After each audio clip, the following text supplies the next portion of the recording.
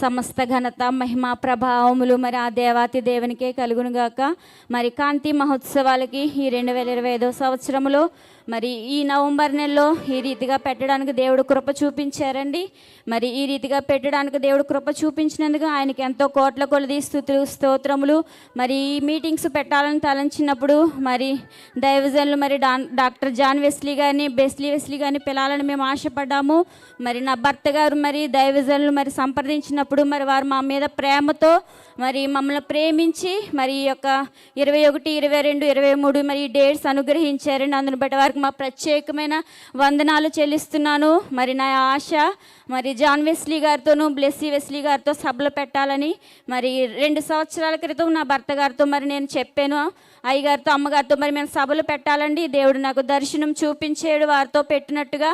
మరి నా భర్త గారికి చెప్పినప్పుడు దేవుడు ఉచితమైన కృప ఈ యొక్క 2025 సంవత్సరంలో మరి పెట్టడానికి దేవుడు ద్వారం తెరిచారు. సమస్త ఘనత మహిమ ప్రభావంలో ఒక్కసారి 2 చేతులు ఎత్తి చెప్దామండి. హల్లెలూయా, హల్లెలూయా. మరి నా చిన్న సాక్ష్యము, మరి ఈ సాక్ష్యం చెక్కపోతే మరి దేవుడు నన్ను లెక్క అడుగుతాడు. మరి ఈ సభలు మేము 2018 నుంచి స్టార్ట్ చేయడానికి దేవుడు కృప చూపించారండి. చాలామందికి ఇక్కడ వచ్చిన వారందరికీ కూడా నా సాక్ష్యం తెలుసు. మరి మా జీవితాల్లో ఎంతో అద్భుతమైన కార్యాలు దేవుడు జరిగించారు. ముఖ్యంగా మరి మా యొక్క మావయ్య గారు మరి ప్రభువు నందు నిద్రించారు. మరి వారి జ్ఞాపకం చేసుకుంటే మాకు ఆశీర్వాదకరము. మా మావయ్య గారు రాయుడు దానియేలు గారు, అలాగే మరి మా అత్తమ్మ గారు, వారిని బట్టి ఎన్నో వందనాలు. వారు చేసిన ప్రార్థన, వారు చేసిన గొప్ప సేవ పరిచర్య మరి మమ్మల్ని మా బావగారి కుటుంబాన్ని కూడా ఈ రీతిగా దేవుడు వాడుకుంటున్నాడు. అందుని బట్టి దేవునికి వందనాలు. అలాగే నా తల్లిదండ్రులు, నా కుటుంబస్తులందరిని బట్టి దేవుని స్తుతిస్తున్నాను. మరి మా యొక్క సాక్ష్యం ఏమిటంటే 2013 సంవత్సరంలో మరి మేము బిజినెస్ చేస్తూ ఉండేవాళ్ళము. మరి బిజినెస్ చేస్తూ ఉండగా మరి టీవీ పరిచర్య 2012లో స్టార్ట్ చేసామండి, కాంతి టీవీ పరిచర్య. అది సంవత్సర కాలం అయిన తరువాత మరి అది దాన్ని రన్ చేయడానికి మాకు ధనము సరిపోయేది కాదు. అలాగే మాకు ట్రావెల్స్ బిజినెస్ ఉండేది, 5 కార్లు ఉండేవి, ఇంకను నెట్ షాప్ ఉండేది, అవన్నీ ఉండేవి. మరి ధనం కావాలి. మరి మాకు కాకినాడలో అద్దెంట్లో ఉండేవాళ్ళమండి. మరి సొంత గృహం కావాలని దేవుని సన్నిధిలో ప్రార్థించేదాన్ని. మరి ఒక ఆమె మా ఇంటికి వచ్చారు. ఆమె వచ్చి అన్నది, ఎంతకాలం మీరు ఇంతలా ప్రయాసపడతారో నేను ఒక మార్గం చెప్తాను మీకు, మరి చాలా ధనం వస్తుందని చెప్పిందండి. ఆమె చెప్పినప్పుడు సరే అన్నాము.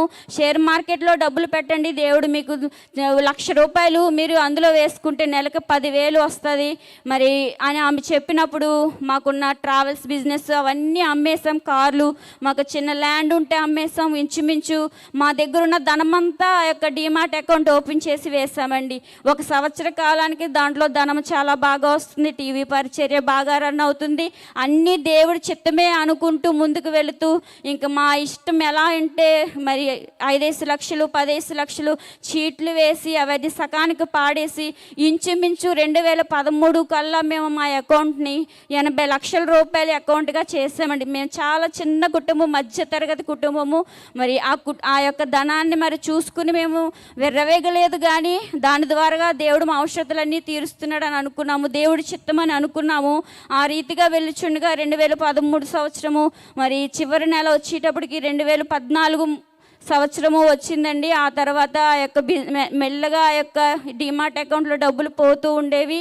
మరి 2014 సంవత్సరము మరి అప్పుడు ఎలక్షన్స్ జరుగుతున్నాయి. మొత్తం ఆ యొక్క అకౌంట్లో ఉన్న డబ్బులని ఆ యొక్క ఎవరైతే మరి మా ద్వారాగా బిజినెస్ చేశారో ఇంచుమించు 80 లక్షల రూపాయలు కూడా మొత్తము పోయాయి. మరి పోయినప్పుడు దేవుడు మరి చాలా సమస్యలు గుండా వెళ్ళామండి. మరి ఎన్ని సమస్యలు అంటే తినడానికి తిండి లేదు. 2014 సంవత్సరంలో మా యొక్క బిడ్డలకి ఫీజు కట్టుకోవడానికి డబ్బులు ఉండేవి కాదండి. అంత భయంకరమైన స్థితి గుండా మేము ఎన్నో అప్పులు చేసాం. ఎంతోమంది మమ్మల్ని నమ్మి మా అకౌంట్లో చాలామంది కొంతమంది డబ్బులు వేసుకున్నారు, అవన్నీ పోయాయి. మేము చాలా నిందలు, అవమానములు, ఇంట్లో నుంచి బయటికి రాని పరిస్థితిలో మేము ఉన్నప్పుడు మరి దేవుని సన్నిధిలో మొరపెట్టేదాన్ని. నేను దేవుని సన్నిధిలో 40 దినాలు ఉపవాసం ఉండి ఎంతగానో దేవుని సన్నిధిలో కనిపెట్టి ప్రార్థన చేశాను. మరి 2014 సంవత్సరం అంతా దేవుని సన్నిధిలో కనిపెట్టి ప్రార్థన చేశాను. 2015 సంవత్సరము మరి జనవరి నెలలో మరి నాకు మొదటి దినాన్ని మరి నాకు కుమార్తెలు ఇద్దరు రక్షణ పొందారు.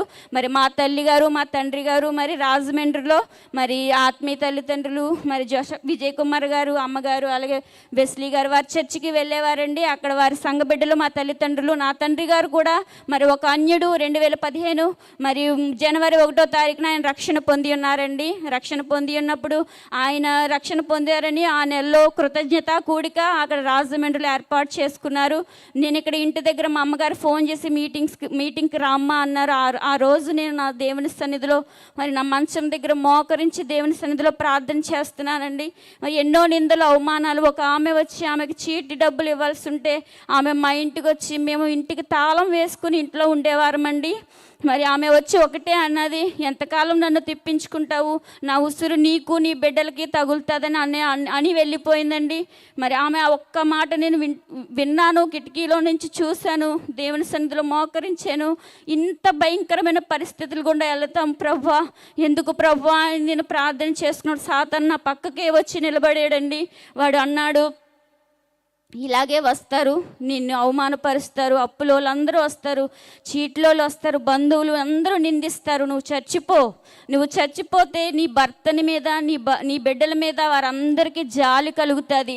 వారికి జాలి కలిగి నీ అప్పుల విషయం కానీ ఏమీ ఎత్తరు. చచ్చిపో అని ఎంతగానో నన్ను అది బలవంత పెట్టింది. నేను యూట్యూబ్లో కూడా ఎలా చనిపోవాలని కూడా వీడియోస్ చూశాను. ఆ రోజు మరి చూశాను. ఆ రోజంతా చాలా సాతాను చేత శోధించబడ్డాను. నేను ఉపవాసంలోనే ఉన్నాను.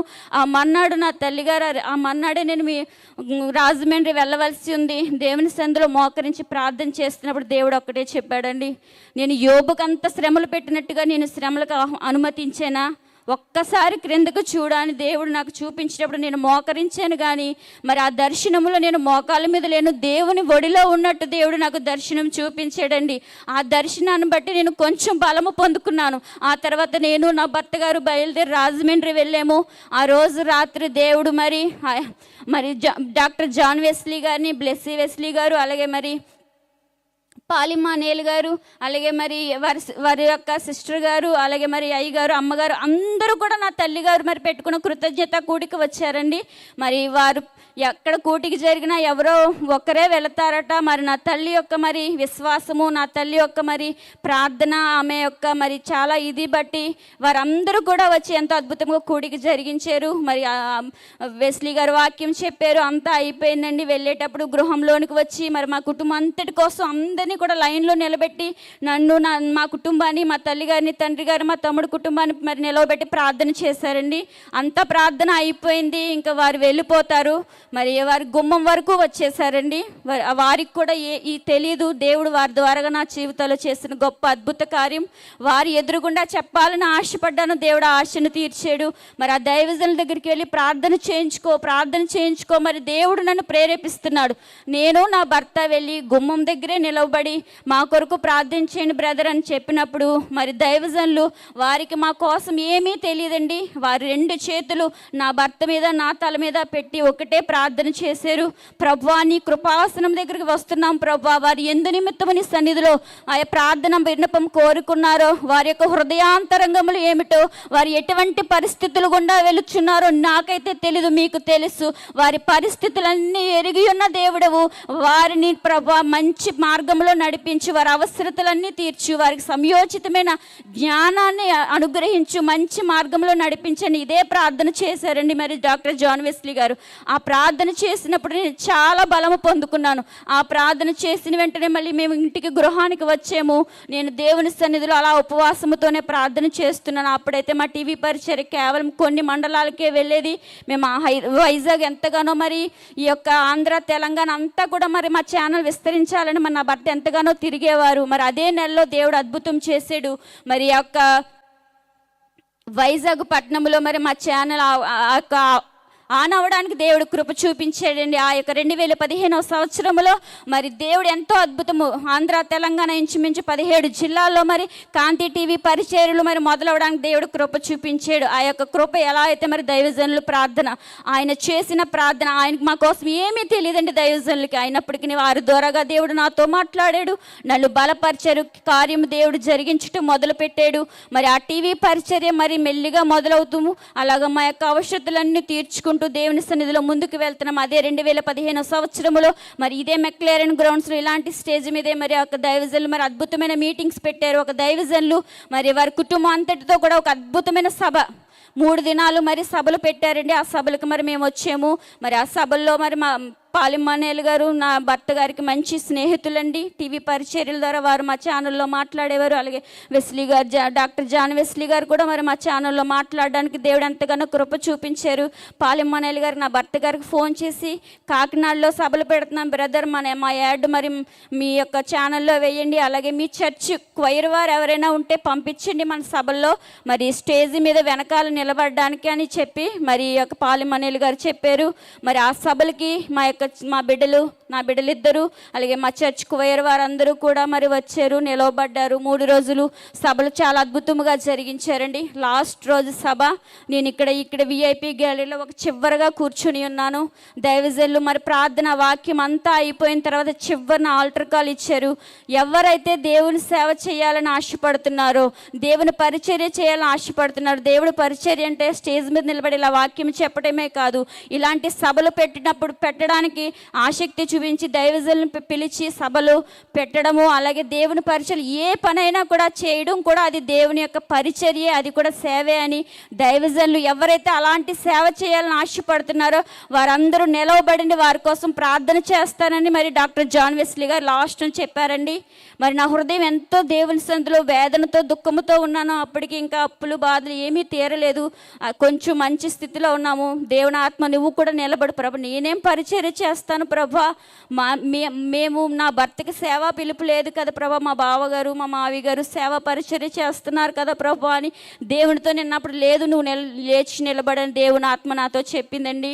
మరి ఇదే ప్లేస్లో ఇటు సైడు మరి నేను లేచి నిలవబడి దేవుని సన్నిధిలో అడుగుచ్చినప్పుడు ఏమని ప్రార్థన చేయను ప్రభా అని దేవుని సన్నిధిలో అడిగాను.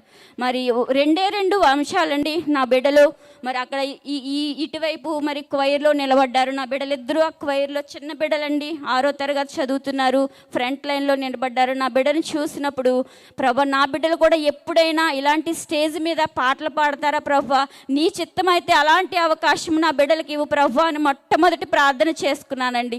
2వ ప్రార్థనగా ప్రభా నీ చిత్తమైతే నా భర్త ద్వారా ఇలాంటి సభలు ఒకవేళ నువ్వు పెట్టాలని ఆశపడితే నాకు మమ్మల్ని వాడుకో ప్రభా అని 2వ ప్రార్థన నేను చేసుకున్నానండి. మరి ప్రార్థన చేసుకున్నాను, దేవుని సన్నిధిలో మరి మొరపెట్టాను. మరి నేనైతే మర్చిపోయానండి ఆ ప్రార్థన నిజంగా. మరి ఆ రోజు సభల్లో కానుకేయడానికి కూడా మా దగ్గర డబ్బులు లేవండి. ఆ రోజు మంచి పట్టు చీర కట్టుకుని వచ్చాను, అంత చివరిని కూర్చున్నాను, అన్నీ ఉన్నాయి కానీ నా బ్యాగ్లో ₹1 కూడా లేదు. ఉంటే ₹2 ఉన్నట్టున్నాయి. ఆ ₹2 తీసి వేసినప్పుడు సిగ్గు అనిపించింది, ఎందుకంటే కానుకలు బ్యాగ్లో కాసు వేస్తే సౌండ్ వస్తుంది కదండి. విఐపి గ్యాలరీలో కూర్చున్నాను. మరి చాలా ఏడ్చాను, ప్రభా నా దగ్గర చందా వేయడానికి కూడా డబ్బులు లేవు అని నేను దేవుని సన్నిధిలో చాలా ఏడ్చి ప్రార్థన చేసుకున్నాను. మరి నేనైతే మర్చిపోయాను. 2016 సంవత్సరంలో దేవుడు నాకు భర్త గారు ఉదయాన్నే మొహం కడుక్కుంటూ నా దగ్గరికి వచ్చి నాకు దేవుడు ఒక దర్శనం ఇచ్చాడమ్మా. ఏంటండి అని నేను అడిగినప్పుడు, దేవుడు నువ్వు నీ ద్వారాగా పెద్ద పెద్ద సభలు జరిగిస్తాను, నువ్వు సభలు పెట్టు, క్రూసైడ్స్ పెట్టు అని దేవుడు నాతో మాట్లాడాడమ్మా అని మరి నా భర్త గారు చెప్పారు. మరి నేను చెప్పినప్పుడు ఈ విషయాలన్నీ నేను మర్చిపోయానండి 2016లో. మరి మర్చిపోయి నేను నవ్వాను. సారమ్మ ఎలాగైతే నవ్విందో అలాగా ఊరుకోండి, పిల్లలకి ఫీజులు కట్టడానికే మన దగ్గర డబ్బులు సరిగా ఉండట్లేదు, కారు ఈఎంఐ కట్టుకోవాలి, ఇంటికి ఈఎంఐ కట్టుకోవాలి, ఇవన్నీ కట్టుకోవాలి, సభలు పెడతారు, సభలంటే ఏమైనా చిన్న సంగతి అని అన్నానండి. అని మర్చిపోయాము. నెల తిరగకుండా మరి మా ఛానల్లో ఒక దైవజనురాలు మాట్లాడేది, ఆమె ప్రతి నెల వచ్చి ఉపవాసముతో నెలకు సరిపడా 4 మెసేజ్లు మాట్లాడి వెళ్ళేది. 4 మెసేజ్లు కూడా ఆవిడ మాట్లాడిన తరువాత మేడం గారు, సార్ గారు ఉన్నారండి మీతో మాట్లాడాలని వచ్చిందండి. వెనకాలే మా గృహము, ఎదురే మా ఆఫీసు. మరి మా ఇంటిలోనికి వచ్చింది, నా భర్త గారిని నన్ను పిలిచింది. ఆమె ఒకటే అన్నది, నేను దేవుని సన్నిధిలో ఉపవాసం ఉండి ప్రార్థన చేస్తున్నానండి, దేవుడు నాకు ఒక దర్శనం ఇచ్చాడు. రాకోరాజు గారు పెద్ద పెద్ద సభలు, చాలా గంభీరమైన సభలు దేవుడు వారి ద్వారాగా పెట్టించినట్టు, ఆయన స్టేజ్ మీద నిలబడి మాట్లాడలేదు కానీ ఆ గ్రౌండ్లో ఇటు అటు తిరుగుతున్నట్టు దేవుడు నాకు దర్శనం ఇచ్చాడు అని ఆ దైవజనురాలు నాకు చెప్పినప్పుడు నాకు నిజంగా చర్మం రోమాలు ఇలా లెక్కబుచ్చుకుని నాకు ఎంతో దేవునిలో భయం వేసింది అనమాట. ఆ యొక్క దేవుని ఆత్మ నాలోకి వచ్చినప్పుడు చాలా భయపడ్డాను. వెంటనే ఆమె వెళ్ళిన వెంటనే మోకరించి, ప్రభువా నన్ను క్షమించు, ఇది నీ దర్శనము, నా భర్తకి ఇచ్చావు, నేను చాలా చిన్నగా చూశాను ప్రభువా, నీ చిత్తమైతే నా భర్త ద్వారా సభలు మరి పెట్టాలని ఆశపడుతున్నాడు, దేవుడా నీ చిత్తాన్ని జరిగించని 2016 నుంచి కూడా నేను ఉపవాసం ఉండి ప్రతి సంవత్సరము ప్రార్థన చేసేదానండి. మరి అలా ప్రార్థించిన రీతిగా మరి మాకు ఎంత భయంకరమైన స్థితి అంటే, మాకు సరైన తిండి లేదు, సరైన ఏమీ లేవు. అలాంటి పరిస్థితిలో ఉన్న మమ్మల్ని కేవలం 2 సంవత్సరాలండి, 2017, 2018. 2018 నవంబర్ మాసంలో అద్భుతంగా మరి అనిల్ కుమార్ గారి ద్వారా సభలు పెట్టడానికి దేవుడు కృప చూపించారండి. మరి అనిల్ కుమార్ గారితో డేట్స్ తీసుకోవడానికి నా భర్త హైదరాబాద్ వెళ్ళారు, ఆయన డేట్స్ ఇచ్చారు. మరి నా భర్త తిరిగి వస్తున్నారు. నా భర్త కారు మీద వెళ్ళి తిరిగి వస్తుండగా మరి ఇక్కడ మండపేట దగ్గర మరి నా భర్తకు తెల్లవారుజామున 3 గంటలకి చాలా భయంకరమైన యాక్సిడెంట్ జరిగిందండి. సభల డేట్లు తీసుకుని వస్తుంటే కారు బోల్తా కొట్టుకుంటూ వెళ్ళి కాలువలో పడిపోయి తలక్రిందుగా టైర్లు పైకి వచ్చేసి మరి కాలువలో పడిపోయి కారంతా నుజ్జు అయిపోయింది. మరి నా భర్త కారులో వెనకాల కూర్చున్నాడు, మరి మా సురేష్ అయితే మరి ఎదురు కూర్చున్నారు, ఇంకో వ్యక్తి డ్రైవింగ్ చేస్తున్నారండి. మరి ఆ యొక్క భయంకరమైన యాక్సిడెంట్ జరిగినప్పుడు మరి నా భర్తకి ఎటువంటి అపాయము కూడా దేవుడు కలగకుండా, సాతాను నా భర్త ద్వారాగా ఇటువంటి మీటింగ్స్ పెట్టకుండా నా భర్తని లేకుండా చేసేద్దామని అనుకుంది. మరి ఆ కారు యాక్సిడెంట్ అయిన చోట ఒక ఇంచు దూరంలో మరి ఒక పెద్ద చెట్టు కొట్టబడి నరకబడి ఆ మొండెం ఉన్నదటండి. దానికి చాలా భయంకరమైన ఆ కారే కనుక బోల్తా పడి ఆ యొక్క మొండెం మీద పడి ఉంటే కారు అంతా కూడా ఆ యొక్క వేర్లు గుచ్చుకుని మొత్తం అందులో ఉన్న వారందరూ చనిపోదురని మరి ఉదయకాలం మరి క్రెయిన్ లాగడానికి వచ్చిన పోలీసులు వాళ్ళందరూ చెప్పారు. నా భర్త ఇంటికి మామూలుగానే వచ్చేసారండి. 6 అయ్యేటప్పటికి ఏమీ లేదమ్మా, చిన్న గాయం అయింది, యాక్సిడెంట్ అయిందని కూడా చెప్పలేదు. మరి దేవుడు అంత భయంకరమైన యాక్సిడెంట్ సాతాను నా భర్త ద్వారాగా నా భర్తకి మరి జరిగించాలని చూసింది. నా భర్తను దేవుడు సజీవంగా ఉంచి మరి నా భర్తకి అప్పుడు మెడ నరాలు నొక్కి వేసేయండి ఒక యాక్సిడెంట్లో. మరి హాస్పిటల్కి వెళ్ళినప్పుడు మరి 3 నెలలు రెస్ట్ తీసుకోవాలన్నారండి. సభల డేట్లు చూస్తే 20 రోజులే ఉంది. కానీ నా దేవుడు భర్తను స్వస్థపరిచారు, అద్భుతంగా జరిగించారు. ఆ సంవత్సరం నుంచి ఈ సంవత్సరం వరకు ఇంచుమించు 10 క్రూసేడ్లు పైగానే దేవుడు పెట్టడానికి దేవుడు ఉచితమైన కృప చూపించారండి. సమస్త ఘనత మహిమా ప్రభావములు ఆ యేసుకే చెల్లును గాక. మనం ఎప్పుడు కూడా ఇలాంటి గ్రౌండ్స్లో సభలు జరుగుతాయి వెళ్ళడం అవసరమా? ఇంట్లోనే ఉండొచ్చు కదా, చర్చిలో వాక్యం వింటున్నాం కదా, అది సరిపోదా అనుకుంటాం. కానీ దేవుడు మనం ఇలాంటి సభలకు వచ్చినప్పుడు ఆ యొక్క దైవజనులు ఏర్పరచుకున్న దైవజనుల ద్వారా మనతో తప్పకుండా మాట్లాడతారండి. వారి వాక్యాల ద్వారా మనం తప్పకుండా బలపడతాం. మన వాక్యాలు వింటున్నాం, మన మందిరాల్లో మనం బలపడతాం. అయినప్పటికీ కూడా మనం ఇలాంటి సభలకు వచ్చినప్పుడు దేవాతి దేవుడు మనతో మాట్లాడినప్పుడు మనం ఏకీభవించినప్పుడు దేవుడు గొప్ప కార్యాలు చేస్తాడు. అలాంటి కార్యాలు మా జీవితంలో దేవుడు జరిగించాడు, మేము పొందుకున్నాము.